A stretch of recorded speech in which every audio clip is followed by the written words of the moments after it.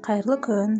Бүгін бізде мынадай өте әдемі және дәмді қимақ дайындаймыз. Өте дәмді және оригинальный.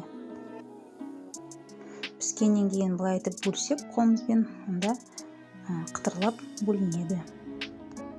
Өте әдемі трубочка. Ал дайындауға кірісейік. Шұңғыл ыдысымызға 100 грамм ұн саламыз, 50 грамм кукурузный крахмал, 55-60 грамм қант, жарты шай қасық тұз, 1 ванилин немесе ванильный сахар. Құрғақ ингредиенттарымызды араластырып аламыз. Ерітілген 50 грамм сары май қоямыз. 1 тұқым жарып саламыз.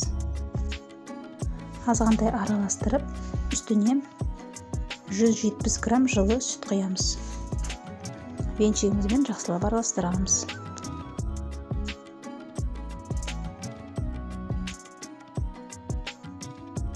Консистенциясы сұйық қаймақ тәріздес.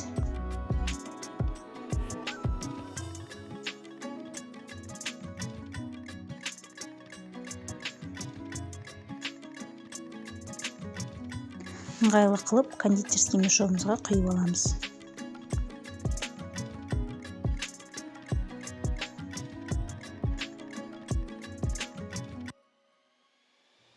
Қызып тұрған табамызға 1 қасық май құямыз. Кондитерский мешогымыздың ұшын құттай қылып кесіп аламыз. Енді блинімізді табамызға әдемілеп паутинка тәріздес қылып құямыз. Өте тез піседі. 1 минуттан кейін уже алуымызға болады. Яғни мынандай қылып орап аламыз. Бірінші блиніміз дайын. Осылай барлық блиналарымызды, қаймақтарымызды пісіріп аламыз.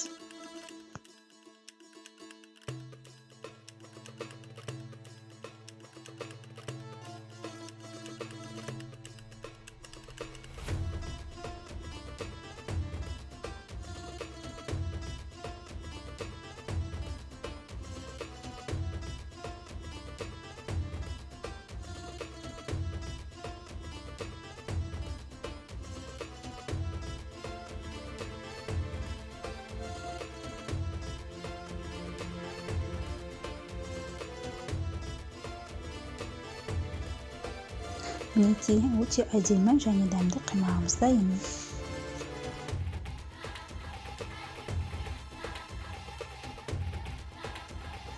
Каналыма тіркеліп, лайк басып, комментарий жазып кетуді ұмытпаңыздар. Рахмет. Сіз де осы рецептпен дайындап көріңіз. Астарыңыз дәмді болсын.